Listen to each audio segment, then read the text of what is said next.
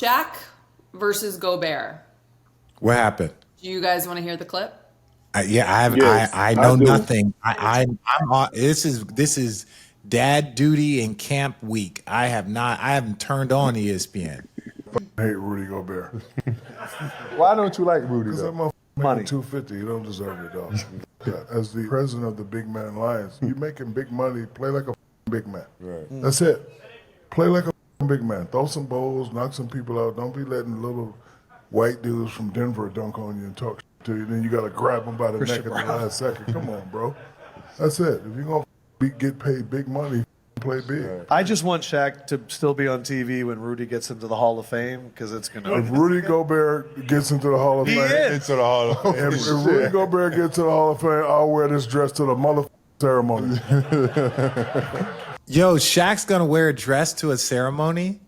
That is awesome, Shaq. You That's all you rocking a got from that dress, video, bro? bro? That's all. First of all, that's all I got because Rudy Gobert is going to be a Hall of Famer. It is a 99.8% chance he is going to be a Hall of Famer based off of his defensive player of the years. Like there are people with less that have gotten in. He is going to get in.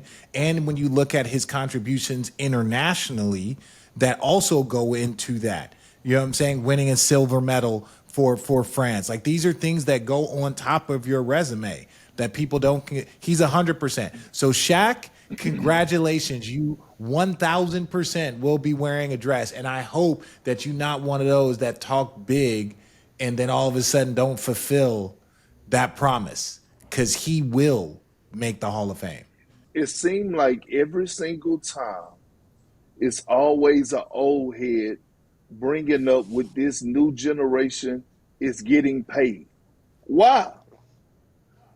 Right? Like, yeah, Rudy Gobert, he make 250 million. We just addressed Kenyon Martin and Gilbert Arenas talking about Chet Holmgren getting 250 million. Like, let them guys get paid. Right? Like Shaq, you, in my eyes, Shaquille O'Neal is the most dominant player to ever play the game of basketball. Right? Some may argue, but as far as pure dominance, that's who he is. Rudy is not you, bro. And that's okay. Like, you can't expect Rudy to go out there and put up 24 and 20. That's not who he is. He is a four-time defensive player of the year, right? And when you look at the numbers, when Rudy is on the floor, he has that type of impact. Like, he has that type of impact. Has he won a championship yet? No. Has he been able to lead a team like Ben Wallace was anchoring the defense? He hasn't. I'm just getting tired of every single time. And look, I'm very critical of players in the way that they perform, right? And like critiquing Are their you? game if they're not getting the shit done.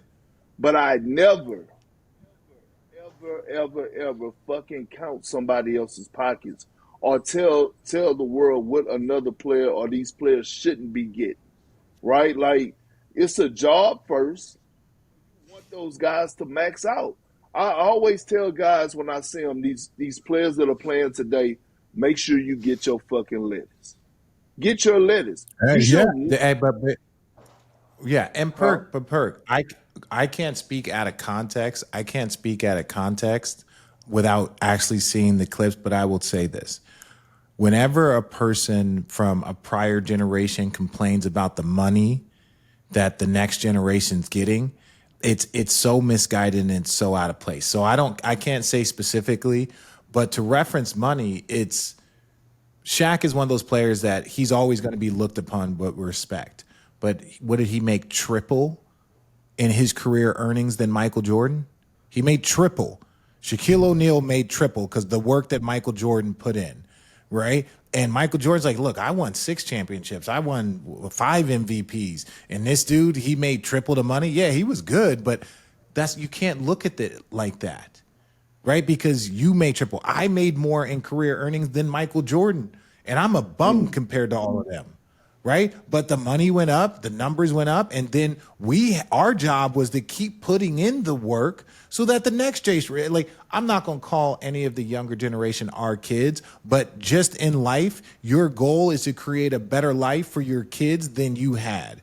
And this is the idea. Our job is to create a better life for the next generation than we had. So this is a look of success. To me, we should be proud that the numbers are this high, that the ratings are this high, that the interest is this high, that the value of the game that a lot of us put a decade like worth of building towards. Why would we not be excited for these young men to get this money? I remember looking at A-Rod when he signed the $250 million for 10 years back in the early 2000s. Every NBA player was jealous. Like, man, we might have played the wrong sport. Man, God, can you imagine that? Right. Now those numbers are real and we want to hate on it. No. All these people hating. We was all in the same locker room when A-Rod signed that deal. Is it just jealousy? I think it's misguided chirping because by nature we all talk a lot of trash and shit. So like if you want to do it and break it down and say, well, hey, he's making all this money, it's like no, that now you sound like a fan. Now you sound like a fan. On the flip side of things, I will say this: former players, right? They paved the way and made sure that they carried the torch in the right way, right? Like. You look at Magic and Bird, they passed the torch to Jordan, right? And then Jordan passed the torch to Kobe and KG and Tim Duncan and Shaq. And Shaq and them did their job by passing the torch. And when I say passing the torch, like we never had to worry about guys fucking sitting out games, right? We never had to worry about guys like playing 65 games a season and delivering in great fashion and competing at a high level. So when you see these holdouts, you see guys sitting out on the road, these superstars, which, you know, how it started, we don't even have to dive into that. All I'm saying is don't fuck it up for the next generation, right? That's been my biggest gripe, you know, when it comes down to certain guys requesting to be traded, right, and holding out. It's not the fact that they don't. I'm not mad that they don't want to be in that organization or they want to go play somewhere else. It's how you do the shit. And then all of a sudden, we come on Road Trippin and Richard is complaining about the fucking CBA, right? Rightfully so. You made a great point. Wasn't you complaining about the CBA? Yeah, I complain about everything though. No, I know, but what I'm saying, Rich and Allie, is this.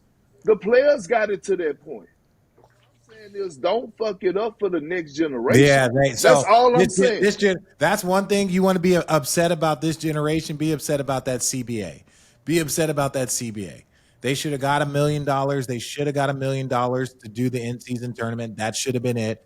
That was the talk. They should have held lines, in my opinion, right? Then the in-season tournament was sold for hundreds of millions of dollars to Amazon, right? That's why it was such a big production. That big production of the in-season tournament, like the different courts, the specific days, all of that was to package a product to sell it. And they sold it. Amazon bid on it, and they had to pay billions of dollars for certain rights and things within those rights. And like I'm not saying any inside news. This is just how the markets work. Like NBC got the All-Star Weekend. ESPN kept the NBA Finals. They were divvying up the different productions. That's just how sports rights work. That's how you can have multiple networks. That's why Turner had to get out because of what those other two were willing to offer. So I'm not saying anything over the top, but yeah, the CBA was not great. You want to be mad about the generation, the CBA, but hopefully next time it come around. But the owners are making they're making so much more money now. If the players are making this, understand we are splitting 50-50 with the owners. The owners are the ones, the NBA gets their money off the top for production and infrastructure, and then the basketball split between the players and owners. So when you see these numbers going up for the players, they're going up for the owners too. Mm-hmm. Okay, to put a bow on this, to take it one step further, if it wouldn't be just about the money, defensive impact versus offensive dominance. What matters most? Oh no, Shaq's defense. People don't. We're not going. Shaquille, I got your back. We're not going to disrespect his defense. He was No. This is about the conversation of this isn't. No, I'm just saying he was a better defensive player than Rudy was offensive player. Like if we're just talking about like Rudy being great defensively and like defensive player of the years and stuff, that's all. I'm sorry. But Rudy is who he is, right? Like if Ben Wallace got into the Hall of Fame, Rudy is getting into the Hall of Fame. Now I know Ben Wallace has a ring, but I mean if you matching them up side by side when we talking about accolades, both are what 4-time defensive player of the year. That's a huge fucking impact. Like, Rudy just gotta get over that hump. But again, we people don't value what Rudy brings to the table because they don't see how much ground he covers or how many drives he stopped without having to fucking, block a shot or whatever the case may be. The point is, the man has been more than a star in his role, found his space in the NBA, and he's dominated at it. I mean, one could argue about the analytics. I'm not even going into that. The facts are the facts. The facts are the man has 4 fucking defensive player of the year. That's who he is. He was a part, and this is what I would say. People still look at the amount of draft picks that it took to get Rudy Gobert. If you're talking about, I think it was 5 first-round picks. If you go back now and you go to Minnesota and you say, hey, it's going to take 5 first-round picks, but he's going to win Defensive Player of the Year.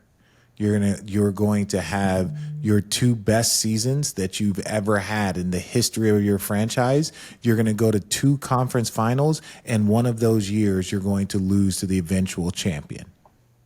What the hell? Like, we act like he didn't just helm one of the 2 best defenses, that he didn't have perimeter guys that were raising their level of defense. Their entire energy for who there was as a team became a defensive first mentality because you were anchored by him. And then they have their 2 best seasons in the history of their franchise. The 2 best seasons, without doubt. So you're saying that Rudy Gobert made Anthony Edwards, Nickeil Alexander-Walker, and who else? Jaden McDaniels. He made them better? I Yes. truly believe he made them all He better made them defenders. better. They were not the defenders that they are. No. But you allow them is like you can be a great receiver, but if you have a great quarterback, that's a deadly combination. When you are a great perimeter defender and then you have an anchor of your defense that's one defensive player of the year, you become a much better defender. I played with Dikembe. I played with Alonzo. You become a better because now one, he's like a goalie, so he's pissed off. Get in front of the man. I'm calling them like they're so like those type of defensive guys are so intense. Now it makes you raise your level up. It makes you raise your level up. Or playing with a Jason Kidd, guards that are like Rondo. Though their defensive intensity raises the people around them. What about their impact on Rudy? And then we can wrap this up because we don't need this to become a Rudy Gobert podcast. Right, facts. I agree. Here's the thing. To Richard's point, when you have a guy like Rudy, you know what it allows the perimeter players to do? To fucking be aggressive. Like, you could be aggressive. You could gamble at times. You could get into guys because a guy that's on the perimeter with a basketball and you got Rudy just sitting in the paint like, oh, I'm waiting on you. I'm fucking waiting on you. Like, that puts doubt in the perimeter player mind. So when you have a guy like Rudy that you could send a guy to, it is so much better. Like, it's so much easier. You unlock so much on the perimeter and allow guys to do so many little things. That's why the Minnesota Timberwolves, that's why they're one of the few teams that started the picking up full court 94 feet as a team, right? You go back and you look at that Denver Nuggets series 2 years ago. They were eating Jamal. They were eating up Jamal. 94 Fair. feet. I just think that we got to give the perimeter players a little bit more credit for their own personal defense. Yes. Not because of Rudy Gobert. No. This is the part. I'm going to make sure I'm very clear with my statement. This is coming from playing and having Dikembe behind me. This is coming from having Alonzo Mourning and Kenyon Martin behind me, who is an elite shot blocker. When these guys have defensive intensity, I am telling you, it raises your level as a perimeter defender because you got help, you got intensity, you got vocal, you got all the things behind you. That makes me push. And then you start to see what your capabilities are defensively. So that's where I'm not saying, like, when I say he made them better, it's a similar effect defensively that Chris Paul has when he enters a team. They win 7-8 more games. Like, defensively, you go up 2-3 notches collectively as a team with Rudy Gobert at the helm. Everyone offensively gets a little bit better when you would have Chris Paul added to the roster.